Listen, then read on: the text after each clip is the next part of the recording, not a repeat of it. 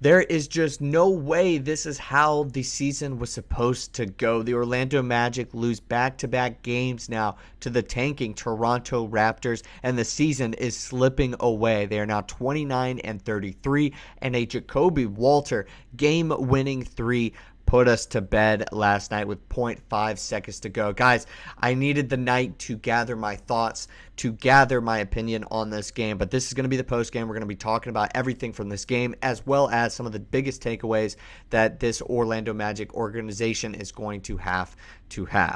Welcome in, though. I'm your host, Previty. This is Magic Digest. This is your one-stop shop for Orlando Magic basketball content here on YouTube. We're trying to build an Orlando Magic basketball community here on this platform, so make sure that you guys subscribe. 75% of you watching these videos regularly aren't, so join the 25%. Try to get to 1,000 subs by the end of the month. Okay.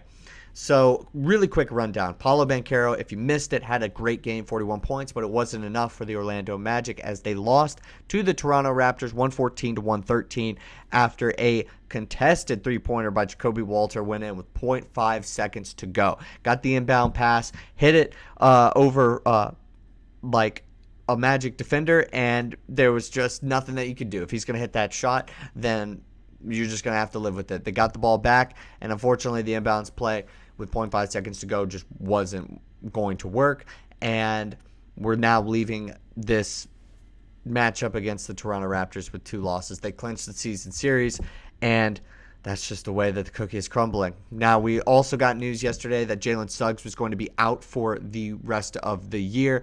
I called this when he was going to get the surgery, or before he was going to get the surgery. I didn't think he was going to play whatsoever, so this just doesn't come as a surprise at all.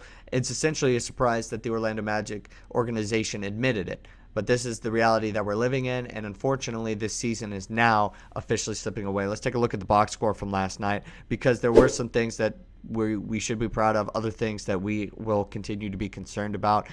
Proud of, and we'll start with the positives. Proud of three-point shooting, 41% from the three, 15 out of 36 from three-point land. That's good. 41 points for Paolo Banchero. He's been getting to the line lately, 9 of 10 free throws. And Franz Wagner also played pretty well. He had 28 points, 11 of 23 shooting, 3 of 7 from 3. So it was nice to see Paolo Banchero, on one hand, be aggressive in this game, especially from the field, not just the free throw line, hit his threes, and Franz Wagner have a aggressive and efficient, it was mostly efficient night for him.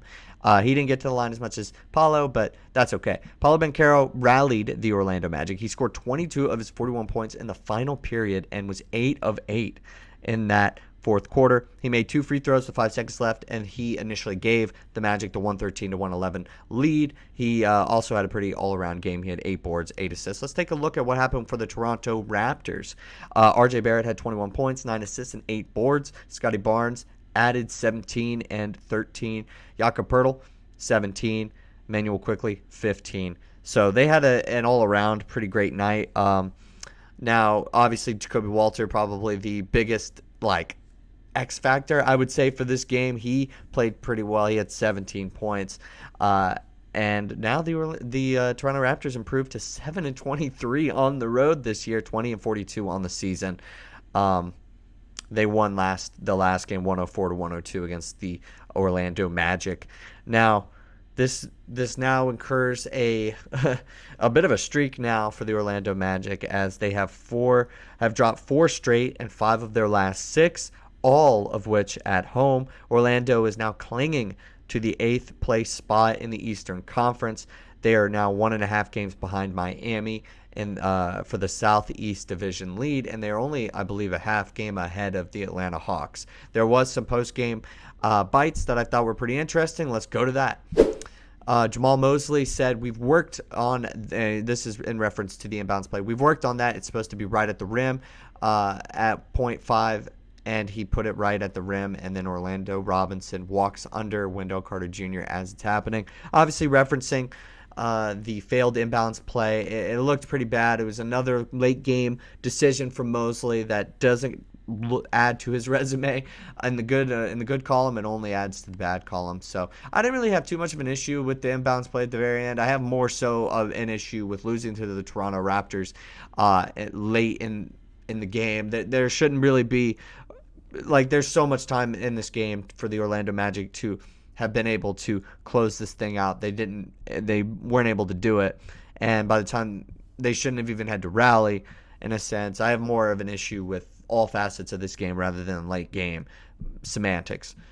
But he obviously mentioned that, and then he obviously said he would like more of a consistent whistle. I hate to hear that, because when I hear that from a coach, now I don't believe we have the 2-minute report right now, but when you hear that from a coach, it's very defeatist, and it makes me feel like we're looking for something else that's potentially not there, and you're not always going to get those calls. You still got to win games. The Raptors are not a good basketball team right now. If you ask any Raptors fans whether or not they're trying to win these basketball games, they're going to tell you no, and they're probably all very disappointed that they are not 18-44 and they are now 20-42, and they're surprised with the Orlando Magic. So Paolo Banchero also had some comments after the game. Let's go to that.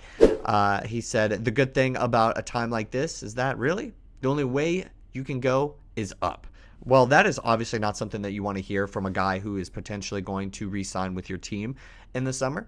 You'd like him to say, hey, look, we are winning basketball games and we're doing a great job, and I'm excited to hopefully go deep into the playoffs. But obviously that's not the case. So he's saying something that's probably pretty real and something that's fair, and there really is only up to go. So that's okay. But I just thought that was something that was notable from the press conference after the game, where Paolo Banchero saying just pretty much what everybody else is thinking is just get these wins, because there's at any point there's only up is the direction that you can go. Corey Joseph drew the start last night instead of Anthony Black. I know a lot of people were looking at that. Cole Anthony was out because of a toe injury. The rest of the players did not play. We could take another look at the box score really quick.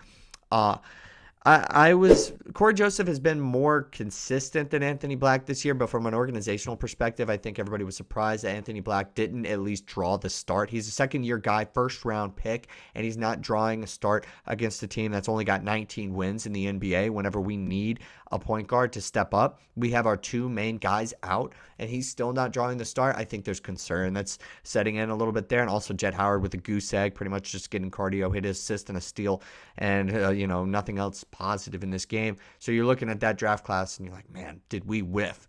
Tristan da Silva played well in this game last night, so he deserves his flowers. He's 4 or 5 from 3, same from the field, and he had 12 points and a positive plus minus. Felt like when he was out there, he added a spark offensively. We're not always going to get that from him. Seems to be pretty inconsistent, just like the rest of the young guys, but it was nice to see. Felt a lot like the early season da Silva that we had saw, where he had a much bigger impact on the basketball game. KCP, I felt like he didn't really play all that bad, despite what his plus minus might look like. But I don't really want 11 shots from KCP right now. So I think that can go elsewhere. Wendell Carter Jr., obviously he'll be the first to tell you, and Jonathan Isaac, both, that they probably could do more offensively, especially in the front court, along with Bataze. We don't really have scoring there right now. But overall, I didn't really feel like the front court play was all that bad, or it was like any sort of reason why we didn't play well. I know there was a little talk, though, so I'll circle back to it about the Corey Joseph start. Like I said, I just think he's been more consistent, and he has played well over the last handful of games when he's gotten some play time, but he's an aging veteran who's got no real role on this team in the future. So why not give Anthony Black that start? Well, if you lose, I guess it's all the same. I think Mosley was trying to keep some of the rotations consistent, keep AB with that second team, that second unit.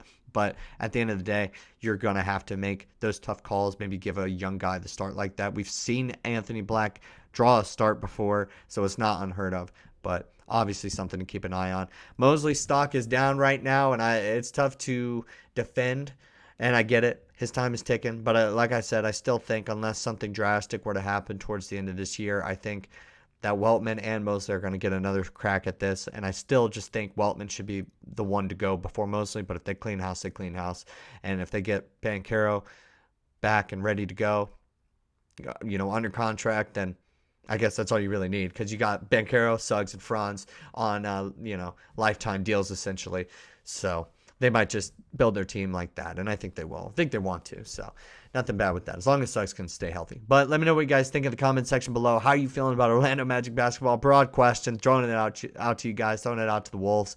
Let me know what you guys think in the comment section down below. I will see you guys next time with more Orlando Magic basketball content.